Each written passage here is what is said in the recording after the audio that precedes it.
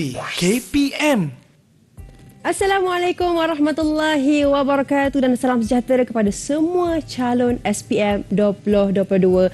Apa khabar semuanya? Seperti biasa anda bersama dengan saya Syafiqah Hanafiah dalam Sukses SPM 2022. Menariknya hari ini kita nak belajar mata pelajaran Tasawur Islam dengan topik yang khusus ibadah menurut Islam. Tapi siapakah guru yang akan bersama kita pada hari ini?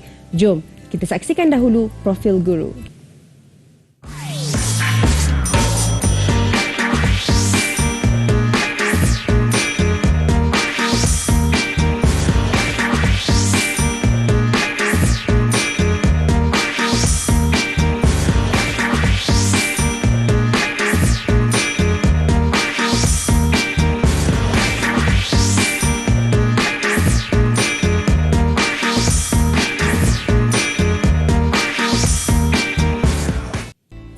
Alhamdulillah bersama dengan kita di studio Ustaz Muhammad Zazali bin Muhammad Zain alias Jin daripada SMK Suria Perdana Batu Pahat Johor. Assalamualaikum Ustaz. Waalaikumsalam warahmatullahi wabarakatuh. Ustaz bagaimana hari ini? Sihat? Alhamdulillah sihat Syafiqah. Sihat, Alhamdulillah. InsyaAllah kami semua tak sabar nak dengar penjelasan daripada Ustaz pada hari ini. Tapi sebelum tu kita juga bersama dengan guru jurubahasa isyarat kita Cikgu Nur Farazillah Abdul Rahim daripada SM Pendidikan Khas Vocational Shah Alam Selangor. Assalamualaikum Cikgu. Cikgu apa khabar? Okey, itu dia guru jurubahasa isyarat kita. Dan Ustaz, hari ini bukan saya dengan Ustaz je dan cikgu je, tapi kita bersama dengan murid-murid di Google Meet yang nak belajar dengan Ustaz pada hari ini. Jadi mungkin Ustaz boleh perkenalkan mereka? Okey, terima kasih Syafiqah. Okey, kita bersama-sama dengan kita ada 4 murid yang akan bersama-sama berkongsi ilmu dengan kita pada petang ini. Kita ada Muhammad Irfan Hakimi. Hai Irfan. Hai. Okey. Kemudian kita ada Haris Iqbal. Itu dia. Kemudian kita ada Muhammad Syahdani.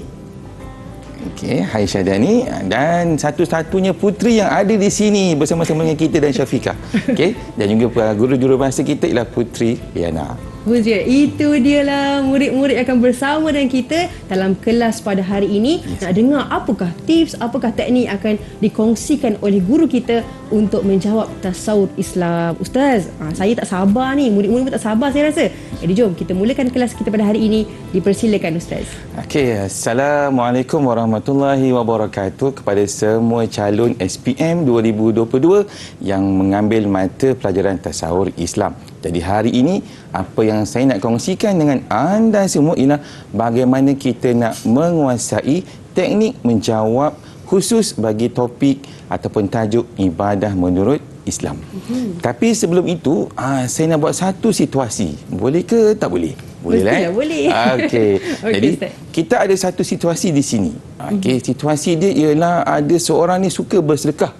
Kemudian lepas sedekah dia ambil gambar.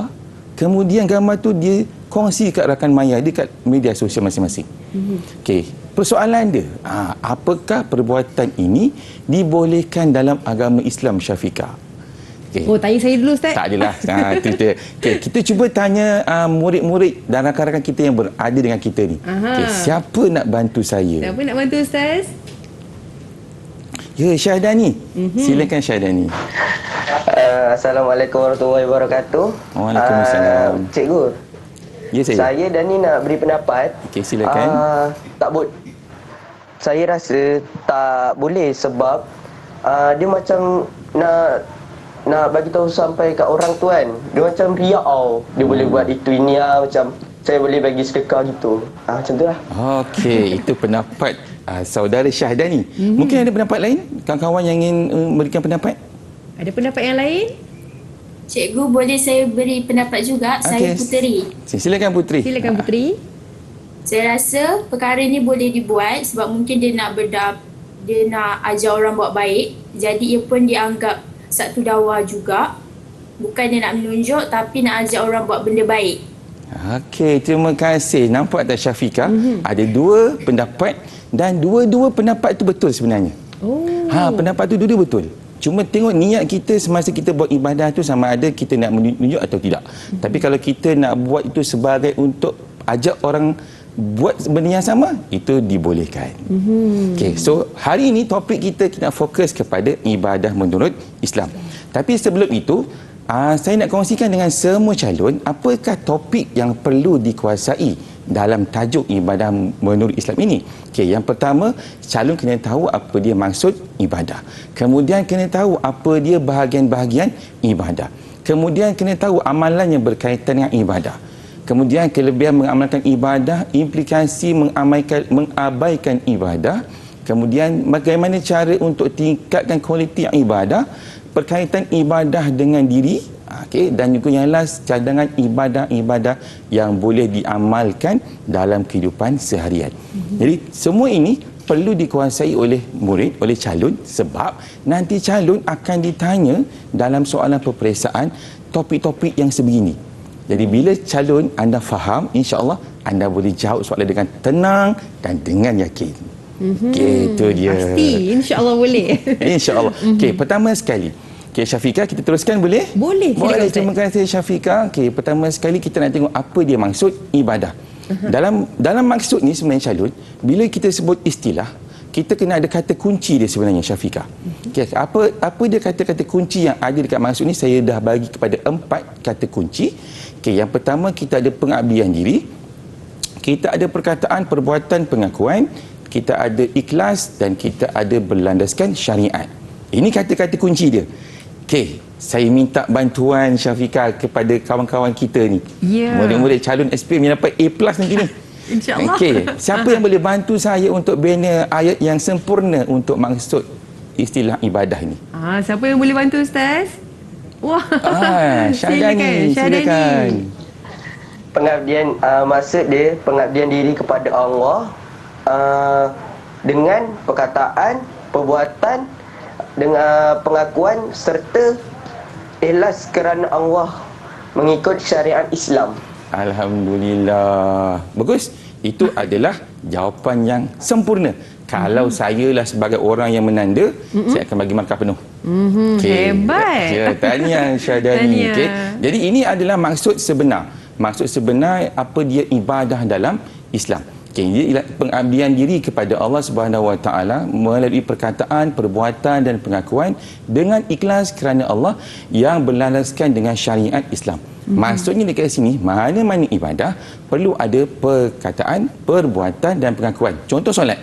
Dalam solat ada pengakuan, niat dia. Dalam solat ada perkataan, kita ada baca takbiratul ihram, kita ada baca al-Fatihah dan kita ada perbuatan. Perbuatan yang rukuk, sujud, itu nama dia ibadah. Dia mesti ada 3 ni untuk jadikan dia satu ibadah. Yang penting ibadah itu berlandaskan syariat. Tak ada dalam syariat, itu bukan ibadah. Okey, boleh? Boleh. Okey, alhamdulillah. Kita nak teruskan lagi Syafiqah, boleh ya? Boleh. Okey. Silakan. Okey, kita nak tengok bahagian ibadah. Okey, ibadah ni dalam Islam dia ada beberapa bahagian. Tapi saya nak minta bantuan rakan-rakan yang cemerlang ni.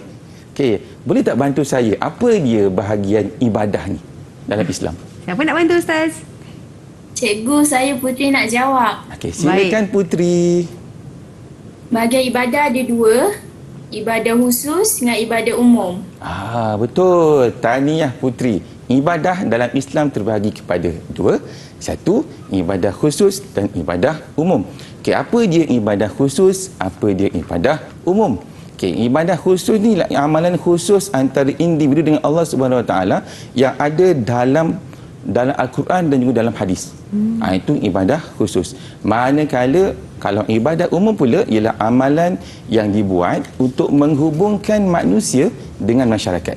Jadi 2 bahagian ibadah sahaja yang ada dalam Islam. Jadi apa contoh ibadah khusus? Okey, contoh dia solat fardu, bayar zakat, puasa sunat, solat jenazah. Kalau perasan sebenarnya Syafiqah dan juga calon-calon, sebenarnya dalam ibadah khusus kita ada fardu ain, kita ada fardu kifayah dan kita ada ibadat sunat. Dia cukup sempurna.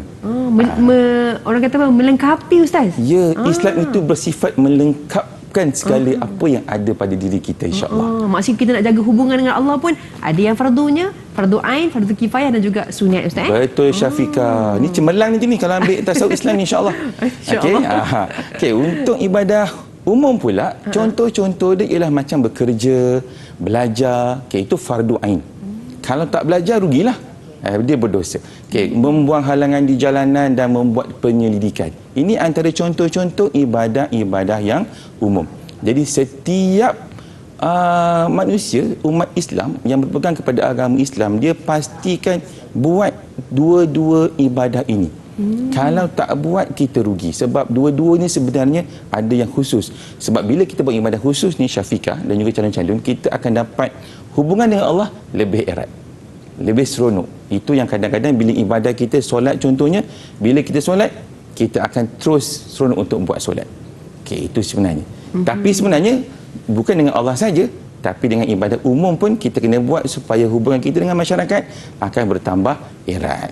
Itu penting dia dekat situ. Maknanya kan Ustaz, kiranya dia macam kita ibadah ni, kita nak menjaga hubungan kita bukan dengan manusia sahaja, tapi dengan Allah. Betul Ustaz? Betul. Sebab kalau ibadat tak dibuat untuk manusia, kita akan berlakunya pergaduhan antara satu sama lain. Semua nak pentingkan diri sendiri, semua tak nak tolong orang, jadi rugi dekat situ.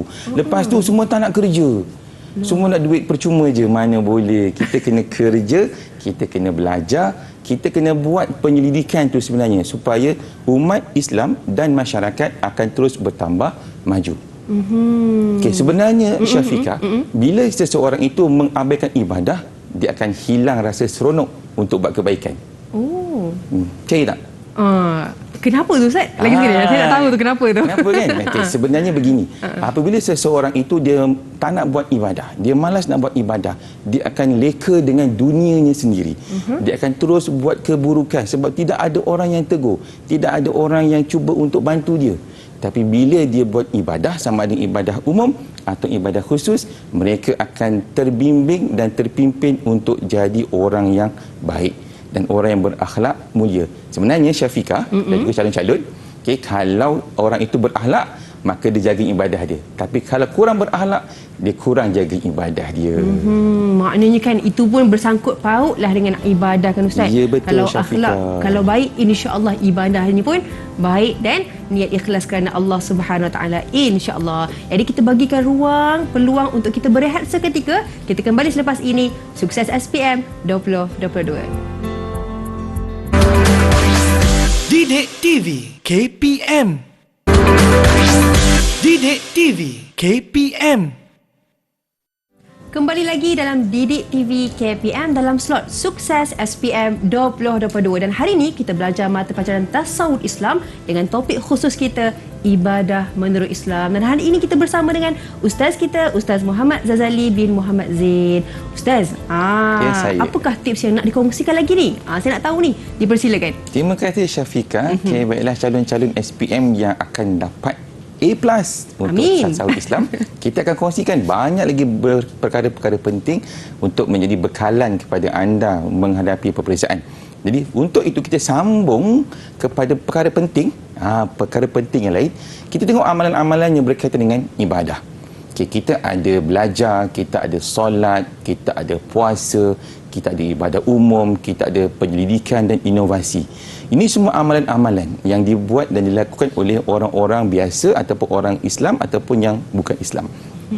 Tapi isu dia dekat sini ialah, adakah amalan-amalan ini boleh dianggap sebagai satu ibadah? Adakah belajar kita itu satu ibadah? Adakah solat kita satu ibadah? Adakah puasa pun ibadah? Jadi untuk itu, boleh tak saya minta pendapat daripada calon-calon cemerlang kita? Nak tersenyum dah semua. Boleh tak bantu saya macam mana atau bagaimana untuk kita pastikan amalan yang kita buat ini boleh dianggap satu ibadah? Bagaimana tu? Boleh sama nak jawab? Okey, silakan Iqbal. Semua amalan ni boleh dianggap ibadah jika ikut syaratnya. Satu, ada dalam Al-Quran. Kedua kena ikhlas. Ketiga, ikut rukun syarak. Terima kasih Iqbal. Ringkas dan padat. Nampak tak? Ringkas dan padat. Ini memang antara calon-calon cemerlang, insya-Allah. InsyaAllah. Sebenarnya Syafiqah dan semua calon, untuk menjadikan sesuatu amalan itu satu ibadah, kita ada syarat-syarat dia. Yang pertama, kita kena pastikan amalan itu diperakui dalam Islam. adakah amalan tu ada dalam Islam ataupun tidak. Okey. Yang kedua, dia kena buat ikhlas kerana Allah. Kalau ikhlas kerana pakwa, tak boleh. Ikhlas kerana makwa pun tak boleh. Dia kena ikhlas kerana Allah. Macam ada crush rasanya. Okey. Dan yang ketiga, dia kena bertepatan dengan syarak. Maksudnya, dia ikut apa yang diputuskan ataupun ditetapkan dalam Al-Quran dan dalam hadis. Kalau mana-mana amalan yang dibuat yang bertentangan dengan hukum syarak, maka dia tidak boleh dianggap sebagai satu ibadah. Contoh, kalau dia belajar tapi dia belajar ilmu yang salah, dia belajar ilmu yang tak bertepatan dengan hukum syarak. Contoh, belajar cara nak mencuri rumah orang, tak boleh. Jadi itu bukan dikira ibadah. Tetapi kalau dia belajar untuk mendapatkan ilmu pengetahuan, untuk menjaga diri dia, untuk meningkatkan diri dia, dia akan dapat pahala daripada Allah, kerana itu adalah ibadah. Jadi semua sama, solat pun sama, puasa pun sama, ibadah umum pun sama, penyelidikan pun sama, buat inovasi pun sama. Kalau buat satu barang untuk rompak orang, tak boleh, tak dikira sebagai ibadah. Tapi kalau dibuat untuk meningkatkan taraf masyarakat, yes, itu adalah ibadah. Macam ustaz berkongsi sekarang, mengajar sekarang pun ibadah. Sama lah macam Syafiqah. Okey. Okey, Ibadah. insya-Allah. Mudah-mudahan. Insya-Allah. Semua dianggap ibadah. Alhamdulillah. Ya, betul. Tapi yang pastikan 3 syarat itu dibuat, ditetapkan. Okey, boleh Syafiqah? Boleh. Boleh. Alhamdulillah. Kita teruskan lagi boleh? Boleh, silakan. Alhamdulillah. Okey. Untuk seterusnya kita nak tengok ataupun nak kuasai apa dia kepentingan ibadah ni. Okey, apa kebaikan ataupun kelebihan bila kita mengamalkan sesuatu ibadah. Boleh tak saya minta pandangan daripada rakan-rakan cemerlang kita ni? Siapa yang boleh bantu saya untuk dapatkan kelebihan bila kita mengamalkan ibadah? Siapa nak bagi kelebihan? Saya cikgu. Okey, silakan Irfan. Silakan. Kalau kepentingan ibadah dari segi individu ialah disukai oleh Allah Subhanahu Wa Taala. Jiwa menjadi tenang, disayangi Allah. Okey, terima kasih Irfan Hakimi. Okey. Sebenarnya kelebihan kita ada 3 aspek, 3 perkara, 3 elemen. Yang pertama untuk individu. Betul lah apa yang Irfan kongsikan dengan kita tadi. Antara kelebihan bila kita mengamalkan ibadah, kita akan dapat keberkatan daripada Allah Subhanahu Wa Taala. Jiwa pun tenang je rasa. Seronok je, tak nak gaduh-gaduh dengan orang. Kan, tenang je. Lepas tu kita akan disenangi oleh orang lain, kita akan dapat membentuk akhlak-akhlak mulia dalam diri. Ini antara kelebihan kalau seseorang melakukan ibadah kepada Allah Subhanahu Wa Taala untuk diri dia sendiri. Elemen yang kedua adalah untuk masyarakat. Apa yang masyarakat akan dapat apabila semua masyarakat dia melakukan ibadah? Okey, yang pertama, kita akan hidup dalam keadaan aman, tak ada orang yang nak gaduh, alhamdulillah. Yang kedua, dapat mengukuhkan persaudaraan. Yang ketiga, dapat menghalang masyarakat melakukan jenayah. Contoh, kalau nampak orang buat jenayah, kita dah tahu nak buat apa. Kita kena hubungi orang yang sepatutnya, iaitu pihak polis. Jangan pukul. Sebab sekarang kan macam tu kan, ada orang yang buat begitu. Jangan. Itu bukan ajaran dalam agama Islam. Okey, untuk negara pula, apa jadi kepada negara kalau semua ahli masyarakatnya, warga negaranya melakukan ibadah? Okey, pertama, negara akan dihormati oleh negara luar. Kemudian kita akan dapat berada dalam keadaan yang tenteram. Tidak ada pergaduhan antara kaum dengan bangsa lain, tak ada. InsyaAllah. Dan yang ketiga, negara kita akan dapat keberkatan daripada Allah Subhanahu Wa Taala. Ini antara kelebihan Syafiqah bila kita dapat melaksanakan ibadah untuk diri sendiri, untuk masyarakat dan juga untuk negara. Okey, itu kelebihan dia. Banyak kelebihan ni, jadi kita jom sama-sama kita buat ibadah. Alhamdulillah. Jangan mengabaikan ibadah. Tapi apa jadi kalau kita mengabaikan ibadah? Ada kesan dia. Siapa-siapa kawan-kawan kita yang cemerlang ni nak kongsi dengan kami semua di sini? Ada siapa? Apa kesan bila kita mengabaikan ibadah? Tersenyum tu, boleh? Implikasi dia. Ada siapa nak jawab? Ustaz, kita pilih. Okey, Silakan. Syahidani. Silakan. Kalau contohnya kesan dia kalau tak buat ibadah, Allah tak sayang lah. Macam tu lah, lebih kurang. Oh. Lagi kalau contohnya kita ni macam masyarakat sebab tak buat ibadah. Itu saja. Okey, terima kasih Syahadani. Betul lah tu. Itulah antara kesan kalau kita mengabaikan ibadah. Tetapi kalau Syafiqah nak tahu, rahsia dia untuk dapat implikasi ni ialah kita lawankan balik apa yang kelebihan tadi tu. Kita lawankan balik. Kalau diberkati, dilaknat oleh Allah. Jadi semua aspek itu sama, individu, masyarakat dan negara dia sama. Okay, cuma kita lawankan balik saja isi-isi penting yang ada dekat kelebihan tadi tu. Itu teknik untuk menguasai topik bagi ibadah menurut Islam. Okey, boleh Syafiqah? Boleh kita teruskan? Teruskan. InsyaAllah. Okey, cara untuk meningkatkan kualiti ibadah. Apa dia ibadah yang kita buat tu, kita nak tingkatkan lagi kualiti dia. Okey, kita ada beberapa cadangan yang boleh dibuat. Okey, antara dia yang pertama, niat dengan ikhlas supaya diterima oleh Allah Subhanahu Wa Taala. Ini yang pertama. Okey, maksudnya kita buat ibadah dengan ikhlas. Yang kedua, kita boleh bersungguh-sungguh dalam melakukan ibadah. Kena sungguh-sungguh. Maksudnya jangan malas, jangan leka, jangan lalai ketika beribadah. Masa solat betul-betul. Masa main bola betul. Itu sebenarnya. Dan yang keempat, cara untuk meningkatkan kualiti ibadah ialah dengan belajar lagi tentang ilmu yang berkaitan dengan ibadah yang kita nak buat. Itu antara cara untuk kita tingkatkan kualiti ibadah. Okey, maksudnya kalau ada orang nak buat ibadah, kita buat macam ni, insya-Allah ibadah yang kita buat itu akan ditingkatkan kualitinya. Okey, boleh?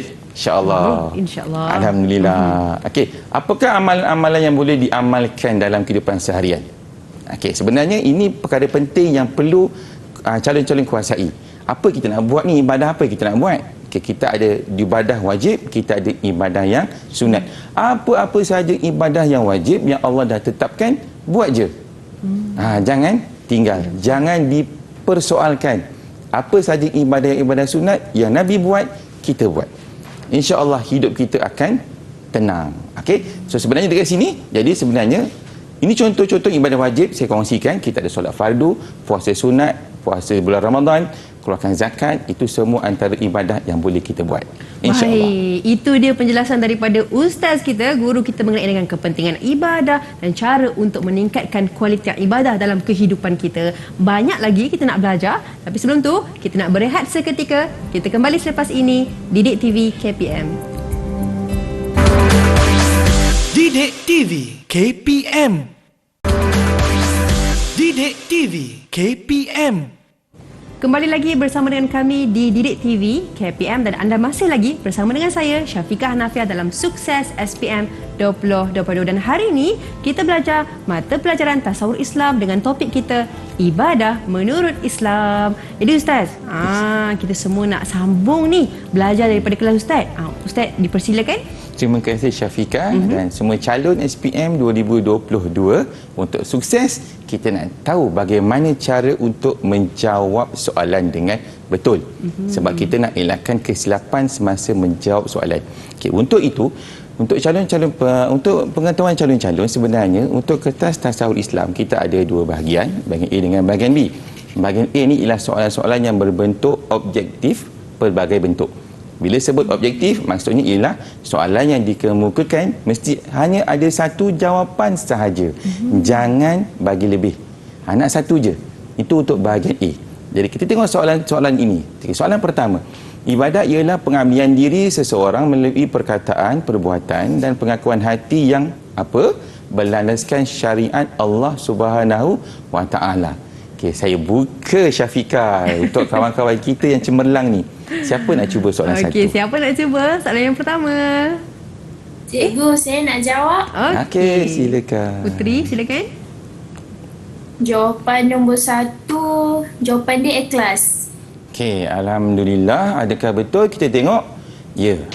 Okey, jadi ibadah kena dibuat dengan ikhlas. Itu ialah maksud ibadah. Okey. Soalan yang kedua. Soalan kedua. Ibadah apa merupakan ibadah yang dilakukan untuk menghubungkan antara individu dengan masyarakat? Ibadah apa ni? Okey, ingat satu jawapan saja. Jangan bagi lebih. Okey, calon. Kawan-kawan kita siapa nak cuba? Silakan. Siapa nak cuba? Saya nak cuba Ustaz. Baik. Silakan Haris. Ibadah umum. Ibadah umum. Adakah betul? Okey, kita tengok. Ya, betul. Apa kata kunci dia sebenarnya? Calon-calon. Sebenarnya ibadah umum ni kata kunci dia ialah antara individu dengan masyarakat.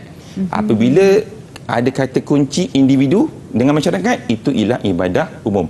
Kalau dia ada kaitan ibadah individu dengan Allah, itu ibadah khusus.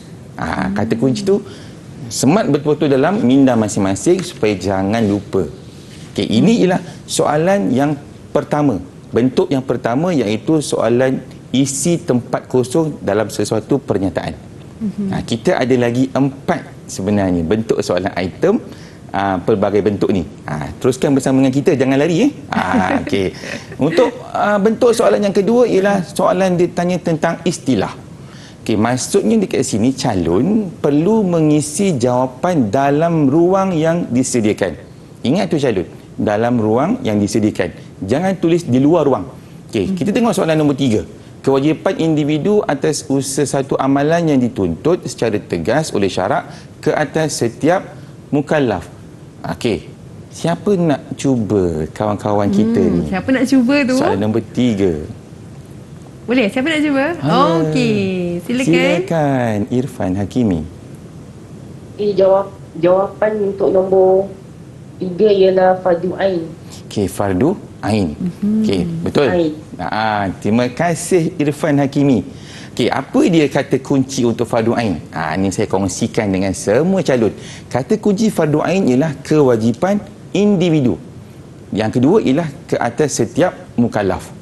Okey, mukallaf tu apa? Mukallaf tu ialah orang yang dah dibolehkan untuk dipertanggungjawabkan oleh Allah ke atas setiap amalan dia.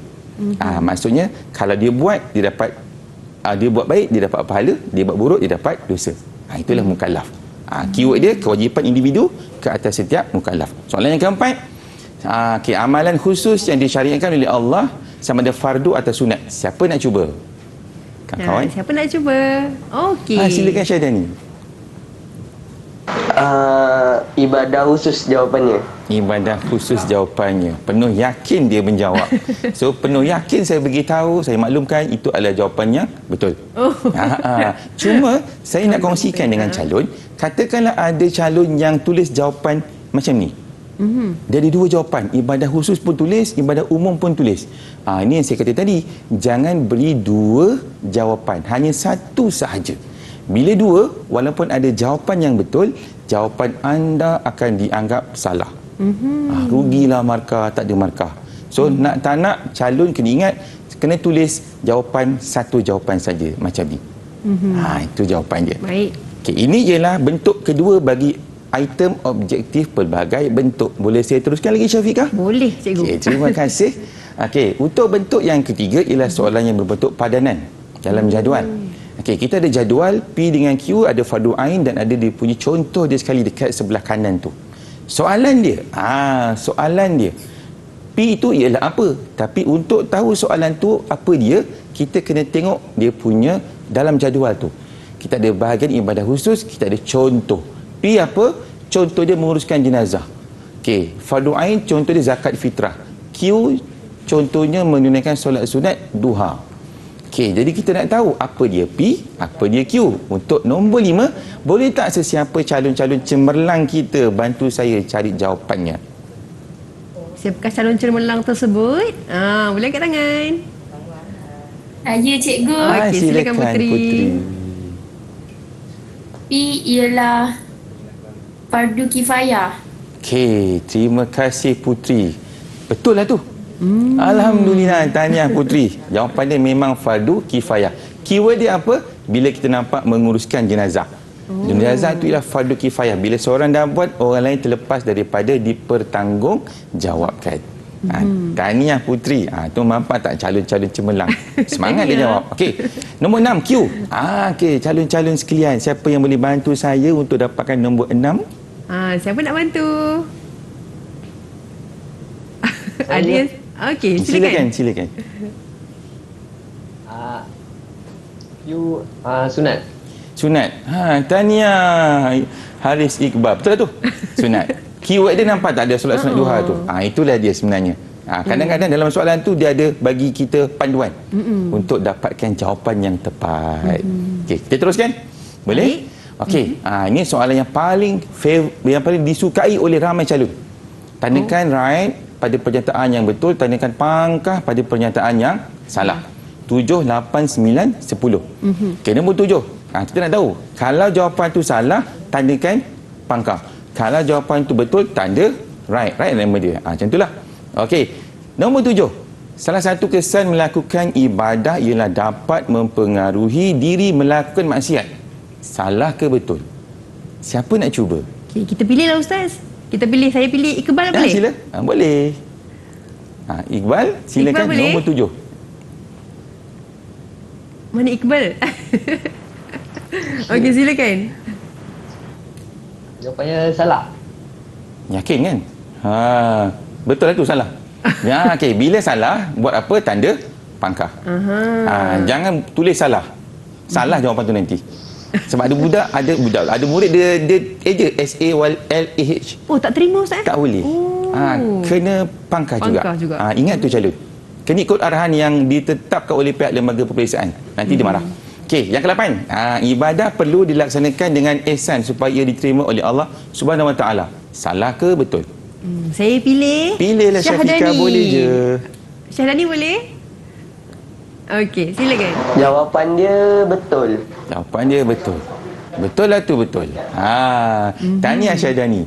Keyword dia sebenarnya Syafiqah dekat situ ialah ibadah dilakukan dengan ikhlas kerana Allah supaya diterima oleh Allah. Ihsan tu macam ikhlas lah. Tapi ihsan tu macam lebih tinggi daripada ikhlas. Yang ke-9, amalan yang dilakukan dengan ikhlas dan bertentangan dengan syariat akan dikira sebagai ibadah. Salah ke betul? Okey, saya pilih Ustaz. Silakan Saya Syafiqah. pilih Irfan Hakimi. Jawapannya salah. Salah. Tahniah Irfan. Betul lah tu? Hebat. Okey, yang ke-10, saya minta Syafiqah lah jawab. Okey, soalannya Ustaz. Soalan dia, dulu. ibadah yang dilakukan dengan niat kerana Allah dapat membentuk akhlak mahmudah. Okey, saya tahu jawapan dia. Silakan. Silakan Okey, Syafiqah. pasti membentuk mahmudah. Akhlak mahmudah pasti jawapannya adalah betul. Kita tengok. Adakah betul? Betul. Tahniah Syafiqah. Alhamdulillah. Sebenarnya Syafiqah ada rahsia. Rahsia dia untuk soalan macam ni ialah kalau ada 4 soalan, 2 betul, 2 salah. Oh, macam tu. Ya. Masih murid-murid kena ambil take note ni. Rahsia ni. Tapi dah terpecah pula rahsianya. Minta maaf lah. Dipecahkan. Maknanya kalau contoh biasa soalan macam ni Ustaz memang 4 je ke ataupun ada 6 ke? 4 je. Oh. 4 je. Maknanya bolehlah kita boleh tahu dah lepas ni nak jawab kalau ada soalan macam ni 2 betul, 2 salah. Jadi itulah teknik ataupun tips yang dikongsikan Ustaz untuk segmen kali ini. Jom kita berehat seketika. Kita kembali selepas ini Didik TV KPM. Didik TV KPM. Didik TV KPM. Kembali lagi bersama dengan kami di Didik TV KPM dalam slot Sukses SPM 2022 dan hari ini kita belajar tentang tips teknik untuk menjawab kertas tasawuf Islam dengan topik kita menunaikan ibadah menurut Islam. Jadi Ustaz, untuk kali ini, segmen kali ini apa yang Ustaz nak kongsikan? Dipersilakan. Terima kasih Syafiqah. Okey, untuk segmen kali ini saya nak kongsikan apa dia tip yang boleh dikuasai oleh calon untuk menjawab soalan bahagian B. Okey, apa dia bahagian B ni? Okey, sebenarnya bahagian B ni ialah item subjektif. Dalam item subjektif ni ada 3 benda ataupun 3 bentuk soalan yang akan ditanya. Iaitu soalan yang jawapannya tidak memerlukan huraian, soalan yang jawapannya memerlukan huraian dan soalan yang berbentuk jawapan kebal. 3 bentuk ini akan ditanya dalam bahagian B. Jadi calon, anda kena betul-betul kuasai bagaimana nak pastikan jawapan anda itu bertepatan dengan peraturan pemarkahan yang ditetapkan oleh pihak Lembaga Peperiksaan Malaysia. Jom bersama-sama dengan saya kita akan kongsikan satu demi satu. Okey, yang pertama ialah cara untuk menjawab soalan bahagian B ni, apakah maksud ibadah? 2 markah. Kan, sebenarnya calon Syafiqah, peringatan untuk semua calon yang ambil tasawuf Islam, pastikan bila anda baca soalan, murid-murid kena tengok markah yang diperuntukkan. Jangan tak tengok, mesti tengok. Okey, apa dia maksud ibadah? Okey, sebelum itu kita nak tahu adakah soalan ini perlukan huraian ataupun tidak. Okey, so soalan ini tidak perlukan huraian. So inilah item yang tak perlukan huraian. Tapi ada tak sesiapa yang nak tolong kita, Syafiqah, untuk jawab soalan ni? Okey, siapa nak tolong? Boleh?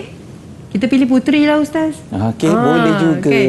Tadi lelaki je jawab. Sekarang ni kita bagi kaum wanita pula. Okey, silakan puteri.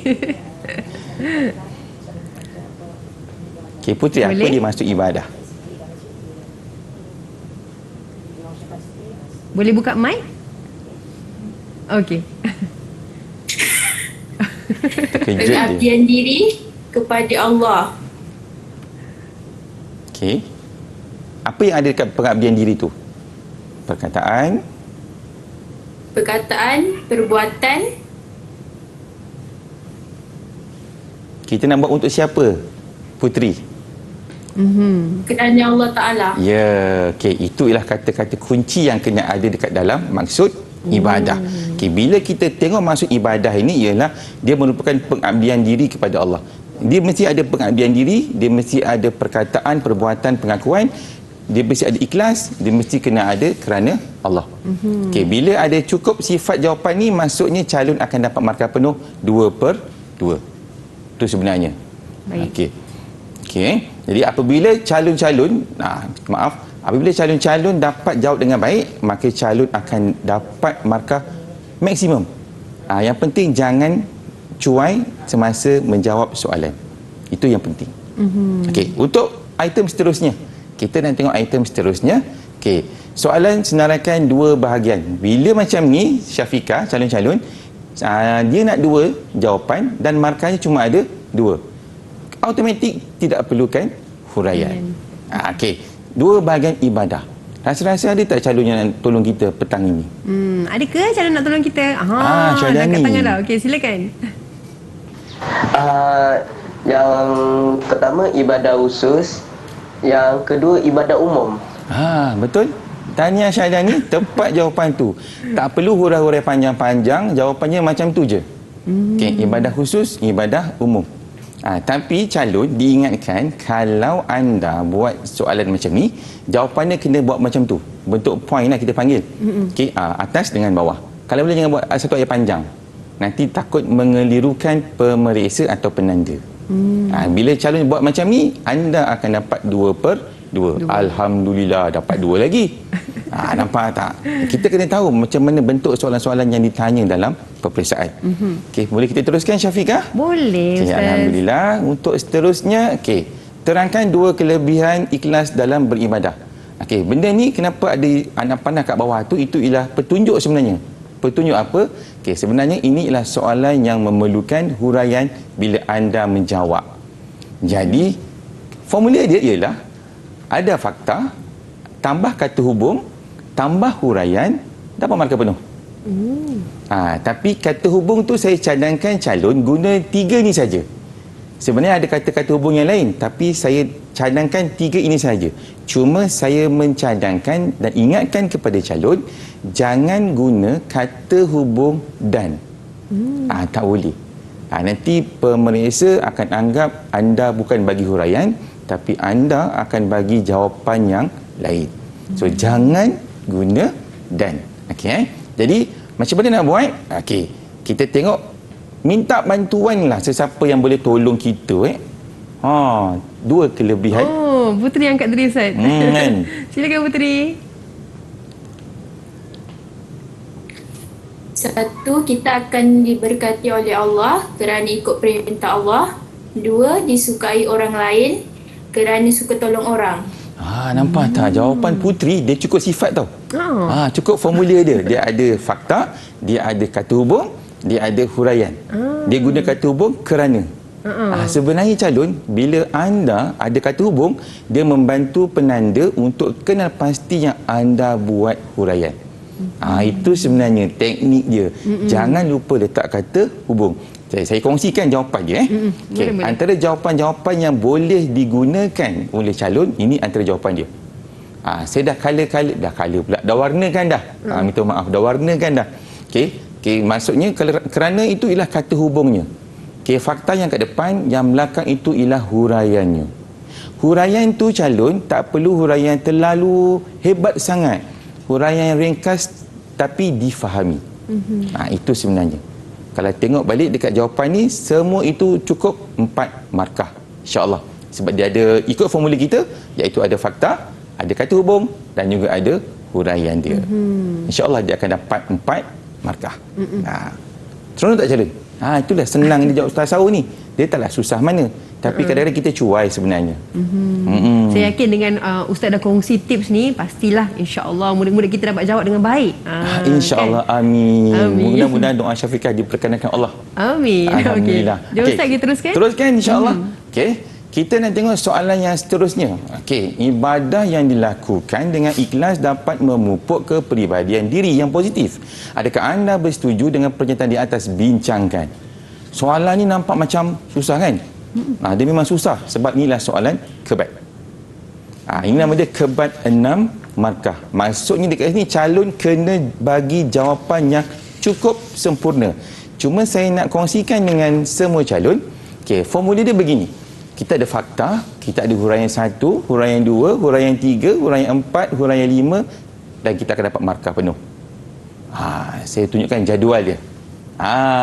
Calon boleh ambil jadual saya tu, ambil gambar ke, tulis ke, itu antara perkara yang perlu ada dalam jawapan bagi soalan kebat. Okey, ada fakta, isi jawapan dia apa, huraian 1 sampai huraian 5 tu, kita boleh pilih mana-mana yang ada elemen dekat situ.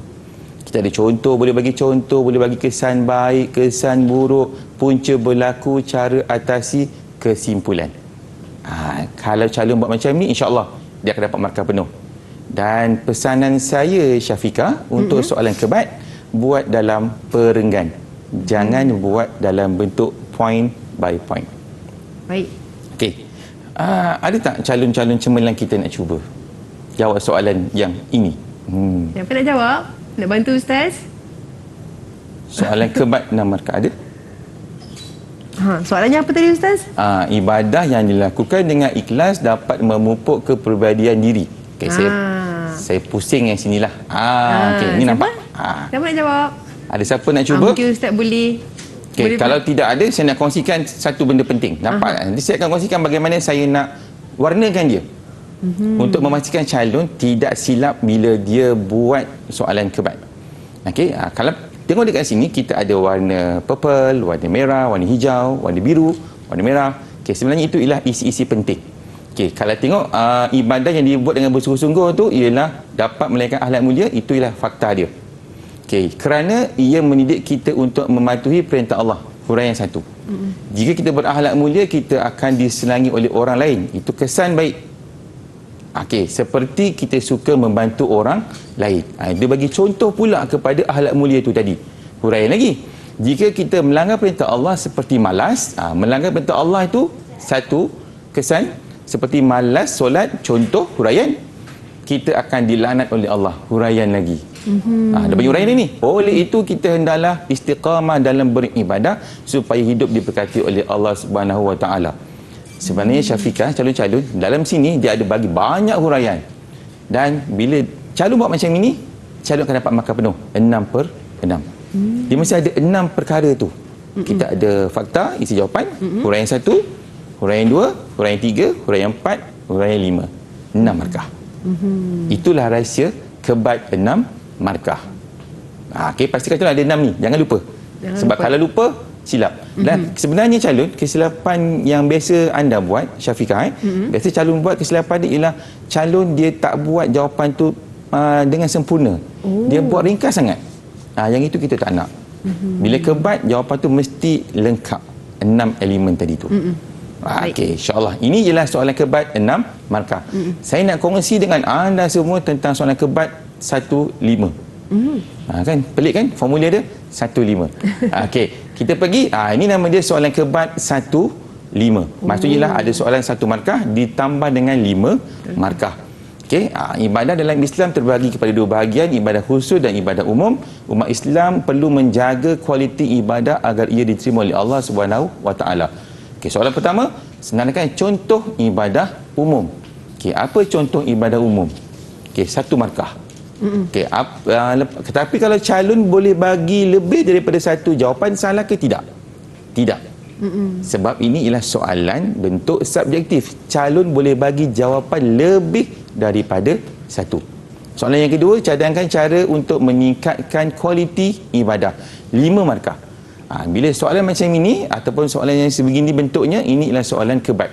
Sebab soalan tak minta berapa jawapan yang perlu diberi oleh calon.